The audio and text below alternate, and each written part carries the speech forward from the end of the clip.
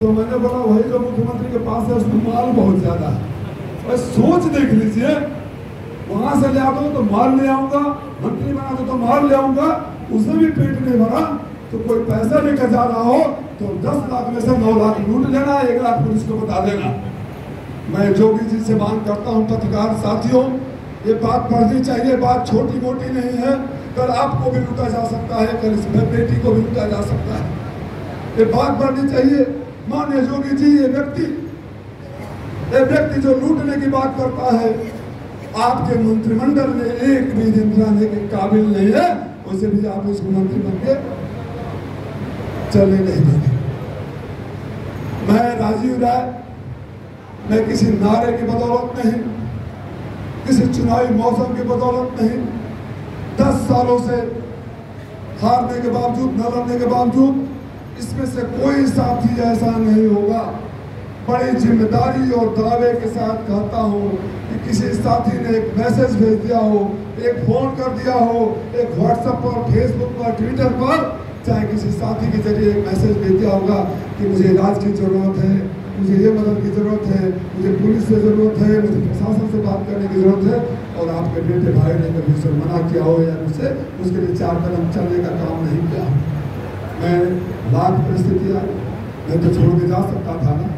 14 में क्या कहा गया था, अरे तो बेंगलोर से आया है, लड़ेगा हारेगा चला जाएगा। और तीसरे दिन पहले बाद में आकर क्या कहा था, विधायक जी तब भी थे, मैंने कहा था घोसी के मालिकों, आपने जिसको दिल्ली भेजना था आपने दिल्ली भेज दिया, राजीव राय आपके दिल में जगह बनाने आया है और आखिरी सांस तक आपके साथ रहेगा। राजीव राय को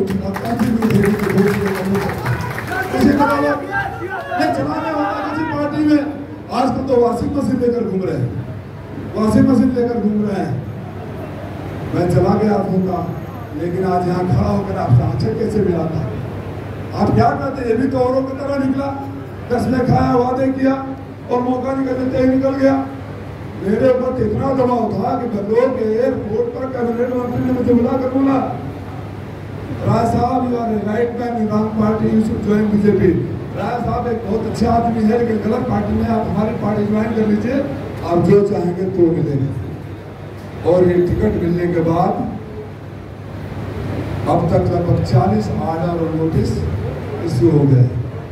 अरे मंत्री जी, जिसको तुम्हारी पूरी दिल्ली की सरकार नहीं झुका पाई, नहीं तोड़ पाई, नहीं खरीद पाई, तुम्हारे जैसे मंत्री सेट करने आया, हंसी आती है, हंसी आती है।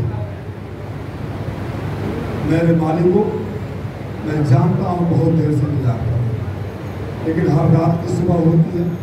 आपने बड़े जोश से हमेशा मेरा स्वागत किया है और उस जोश की बदौलत मैं अपने नेताओं के सामने, अपने जिलाध्यक्ष के सामने, विधानसभा अध्यक्ष के सामने आपको वचन देता हूँ कि मेरी पहचान वादा निभाने वालों की होती है।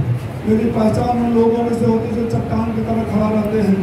मैं आपको वचन देने आया हूँ कि मैं आपके लिए लड़ रहा था, लड़ रहा हूँ, लड़ता रहूँगा। आपका साथ पिछले 10 सालों में किसी भी परिस्थिति में नहीं छोड़ा। मैंने अगर आपका साथ नहीं छोड़ा तो इस राय में आप मेरा हाथ मत छोड़ना। जिंदगी की आखिरी सांस आपके नाम होगी, जिंदगी की आखिरी सांस भी आपके नाम होगी। और आखिरी अपील कर रहा हूँ, चुनाव होते रहेंगे, वोट पड़ते रहेंगे, सांसद बनते रहेंगे, लेकिन लोकतंत्र में किसी के लिए इजाजत नहीं होनी चाहिए या अगर आप जात के सम्मान को चुनौती दे दे। क्या बातें हो रही है यहाँ, दूर से अगर देखता है कोई मुझे तो मरखावा साल दिखता है, पास आता है तो मैं दुधारू गाय दिखता हूँ। अगले दिन बोलते हैं कि मैं तो तोता हूँ, फिर बोलते हैं मेरा बेटा शेर का बेटा है। तो भैया लोकसभा में क्या कर रहे हो आप, सांड हो, गाय हो, बैल हो, भैंस हो, तोता हो, शेर हो, उससे दोषी को क्या मतलब। और अगर आप ये सब हो जैसा कि आप बोल रहे हो तो किसी चिड़ियाघर में सब परिवार चले जाओ, हमको पूछो तो यहाँ क्या कर रहे हो। ऐसे लोगों को आखिरी अपनी मेला घूमनी और मेला लूटनी याद रखना। ये मेला घूमनी भी है और कल के भाषण